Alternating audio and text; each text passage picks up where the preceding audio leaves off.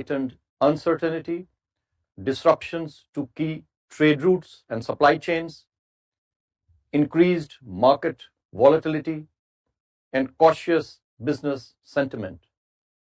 Let me at the very outset emphasize that the Indian economy entered this episode of global turbulence with much better fundamentals than in previous similar episodes.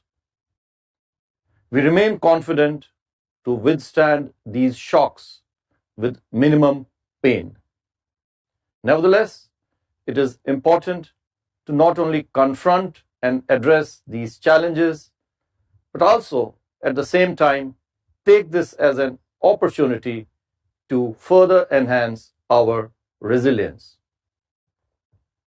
Global economic outlook remains clouded by the continuing geopolitical impasse in West Asia, as sharply escalating energy prices and global supply chain disruptions continue to hinder economic activity. Faced with difficult trade-offs, monetary policy has turned more cautious. Major advanced economy central banks are likely to pivot towards monetary policy tightening. While equity markets remain buoyant, driven by AI-fueled optimism, global bond markets remain bearish amidst renewed inflation fears and continuing debt sustainability concerns. Risk-off sentiments and safe haven demand are imparting volatility to forex markets, with a depreciating trend in many EME currencies. In this backdrop, the Monetary Policy Committee met on the 3rd, 4th, and 5th of this month to deliberate and decide on the policy repo rate. After a detailed assessment of the evolving macroeconomic and financial developments and the outlook, the MPC voted unanimously to keep the policy repo rate under the LAF unchanged at 5.25%.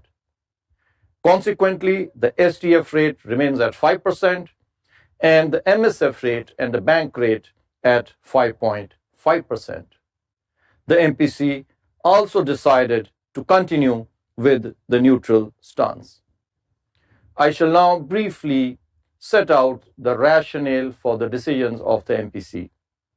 The committee noted that the global environment has deteriorated since the last policy meeting in April, with the conflict lingering amidst a fragile truce.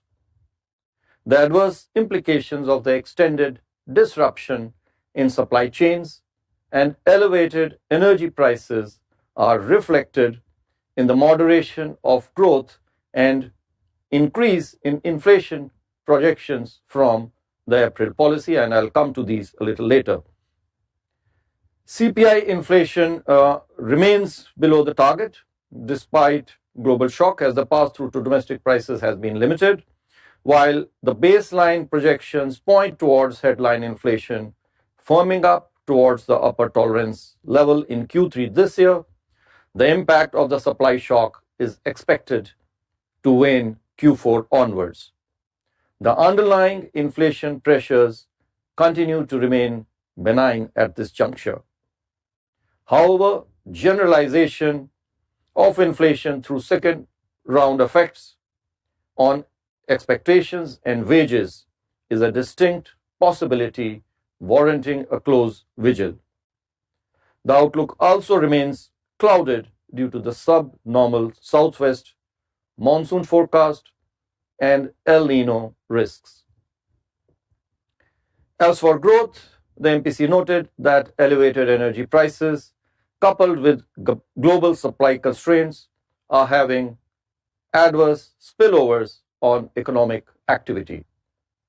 While domestic demand remains resilient and manufacturing and services sectors activity continue to expand, there are incipient signs of moderation in some sectors as suggested by high-frequency indicators. The MPC was of the opinion that there are considerable risks to the baseline assessment of inflation and growth, which I am going to present shortly, due to the uncertainty about the duration and intensity of the conflict, magnitude of its spillover effects, and the pace of restoration of supply chains. Additionally, the food outlook too remains uncertain on account of subnormal southwest monsoon forecast and El Nino. Although risks of higher inflation have amplified, the MPC felt it would be prudent to wait for greater clarity to emerge. Accordingly, the MPC voted to keep the policy repo rate unchanged. At the same time, the MPC will continue to remain data dependent and closely monitor the developments, including supply side pressures getting embedded in the general price level and inflation expectations. As mentioned, the MPC also decided to retain the neutral stance. I now come to the assessment of growth and inflation. First of all, growth. The second advanced estimates released by NSO placed India's GDP growth for last year at 7.6%. This is owing to strong expansion in private consumption as well as fixed investment.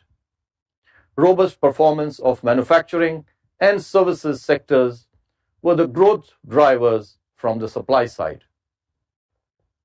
As per several high-frequency indicators, domestic economic activity remained largely steady even since the outbreak of the conflict.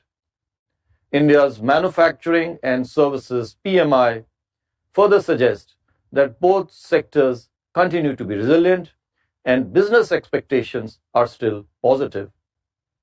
On the demand side, private consumption aided by discretionary spending has remained resilient so far. Fixed investment has also maintained its momentum despite cost pressures. Merchandise exports recorded strong growth in April this year. This is notwithstanding elevated freight and insurance costs. Services exports are also holding up well, reflecting sustained demand despite concerns about AI. Overall, the economic situation has broadly exhibited resilience and withstood the conflict spillovers, although the impact of cost pressures is becoming visible. Going ahead, the rise in prices of energy and other inputs, coupled with supply disruptions, is likely to weigh on economic activity. While import diversification in affected commodities is likely to improve supply, it would still come at a higher cost. The full impact, however, will depend on the duration of the conflict, the time taken for normalization of supply chains, and the burden-sharing approach among the various stakeholders. The pass-through of higher energy prices to retail products is also becoming evident. Additionally, the projected deficiency in the southwest monsoon will have implications for agriculture production and rural demand. However, the programs and initiatives for crop diversification, water harvesting and conservation, climate-resilient practices and short-duration crops, among others, are expected to mitigate the impact. Sustained momentum in services, continuing impact of GST rationalization, and broadly stable employment conditions should continue to support urban consumption, even though rising inflation could be a drag on the purchasing power of households. Government capex is expected to remain robust, while the elevated capacity utilization and sustained credit flows from bank as well as non-bank sources are supportive of corporate investment. Cost escalation and heightened uncertainty could, however, dampen investor sentiment. Weak global demand and high logistic costs are also headwinds for merchandise exports. Services exports, on the other hand, are expected to sustain their momentum as demand for Indian services remain healthy. Several measures undertaken by the government, including support to MSME and export sectors, efforts to ramp up domestic gas and crude production, encouraging use of domestically produced alternatives to imported inputs, and diversification of critical imports should help cope up with the external shock. Taking all these factors into consideration, real GDP growth for this year is now projected at 6.6%. We had earlier projected 6.9%, of course, with huge uncertainty and downside risks, with Q1 now projected at 6.6%, Q2 at 6.3%, Q3 at 6.5%, and Q4 at 6.8%.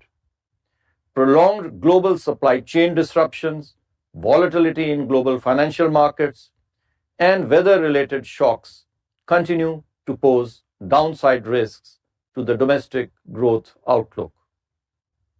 I will now talk about our inflation assessment and outlook. Although firming up marginally from 3.2% in February, headline CPI inflation was below the target during both March and April this year. In fact, 3.4% and 3.5% respectively. While food inflation edged up, fuel inflation remained muted as retail prices of petrol and diesel were unchanged in March and April. Core inflation remained stable at 3.7% during March and April. Excluding precious metals, core inflation was much lower at about 2.1 to 2.2% during this same period. International crude oil prices, the Indian basket, have averaged around $110 per barrel during the last 2 months. And indications are that the average oil prices for this year would be substantially higher than what were assumed during the last policy.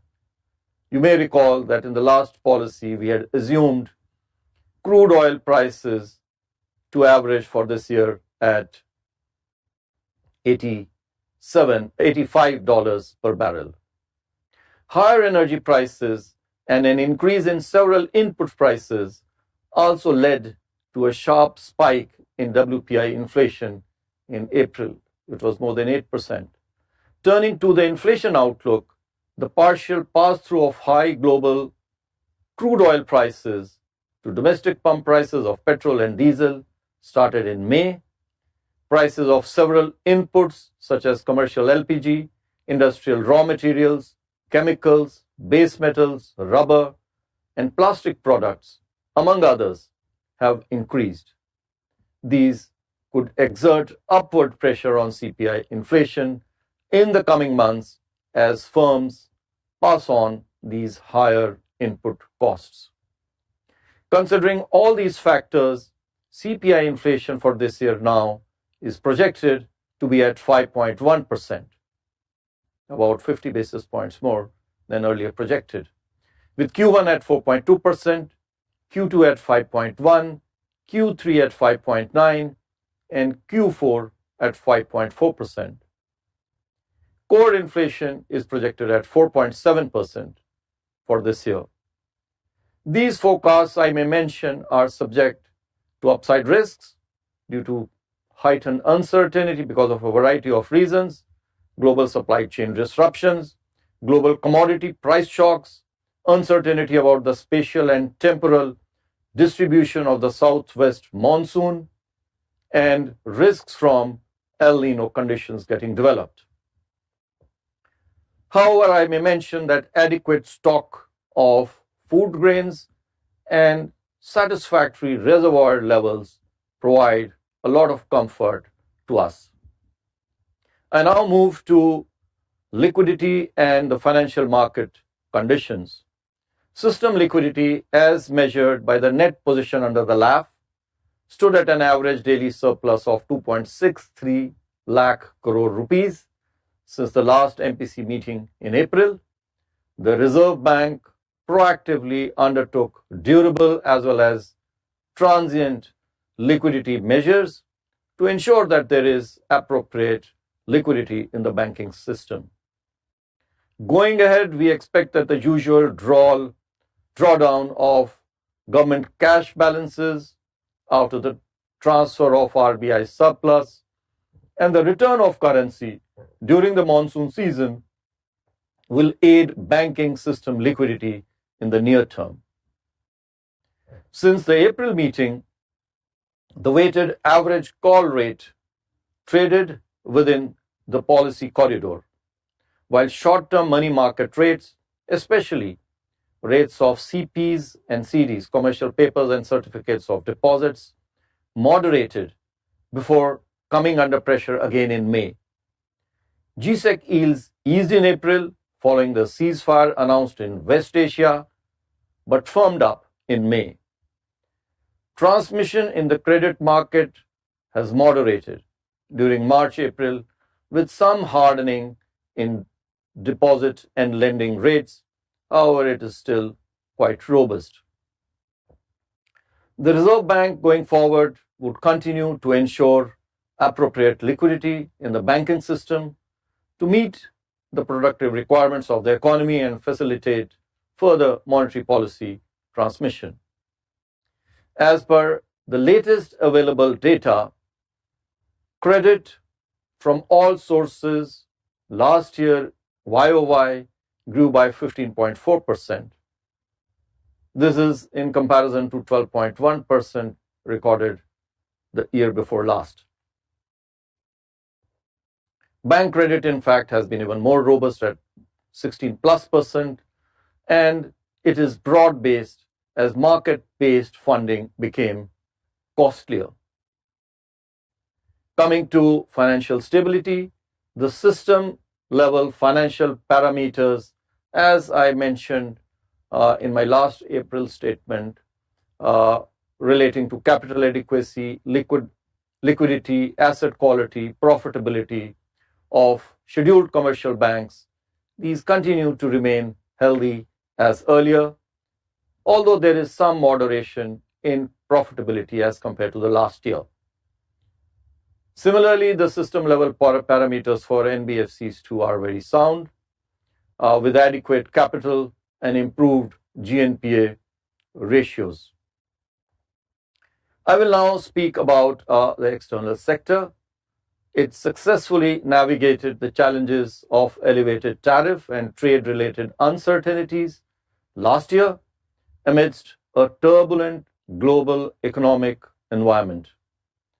The surge in energy prices and persistent trade policy uncertainties continue to pose upside risks to India's current account deficit this year.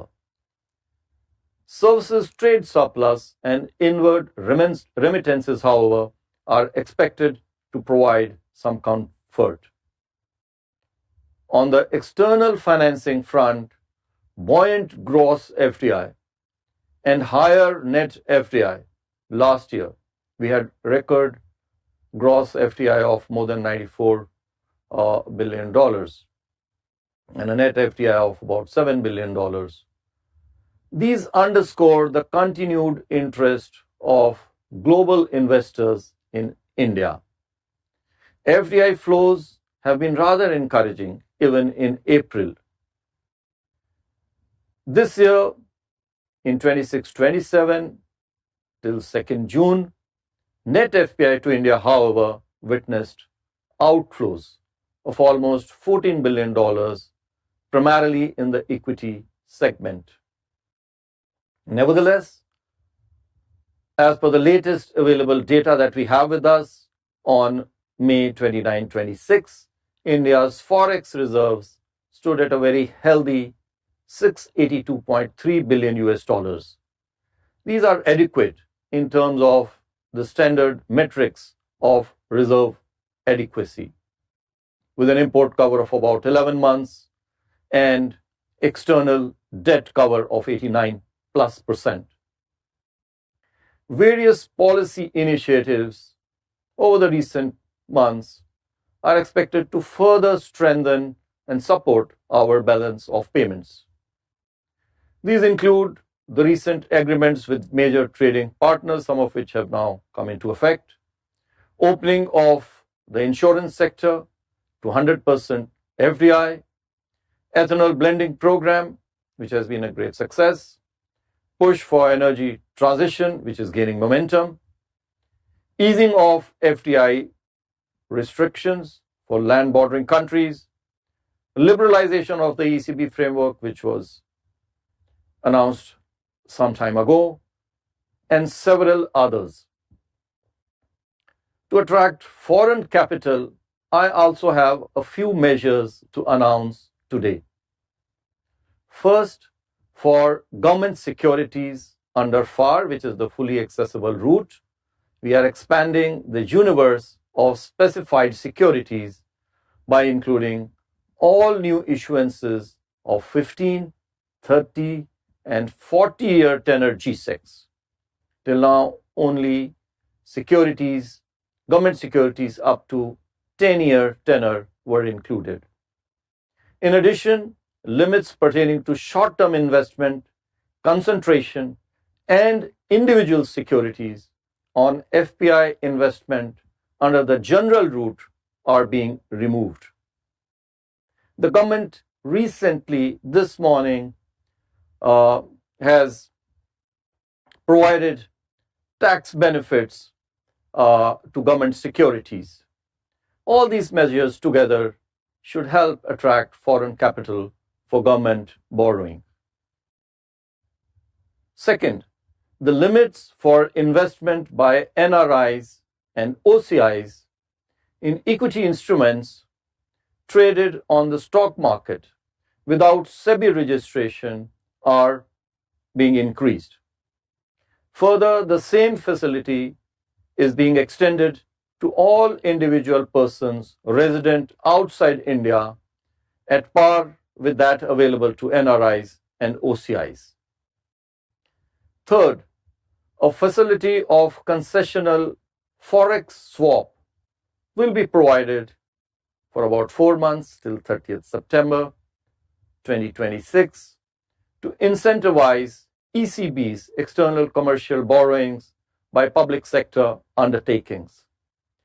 Fourth, a similar facility for bearing the full hedging cost shall be provided again till 30th September to the authorized dealer banks for raising 3 to 5 year FCNRB deposits. Fifth, it is proposed to restore the time for realization of export proceeds to 9 months. This was earlier increased to 15 months. I may mention that while these measures are expected to strengthen our balance of payments, we will continue to make the right policy adjustments as may be required to further promote exports and attract and incentivize capital inflows. As I have often reiterated, a word on our exchange rate policy. It continues to remain unchanged. We do not target any specific level or band. Instead, we allow the exchange rate to be determined by market forces. Our experience, however, suggests that it may sometimes witness movements, often caused by speculative pressures, especially in the wake of heightened uncertainty, some of which we witnessed recently, which are not in sync with the fundamentals and are disruptive of economic activity. While our objective is not to resist market-driven adjustments, we shall curb excessive volatility and prevent disorderly market movements.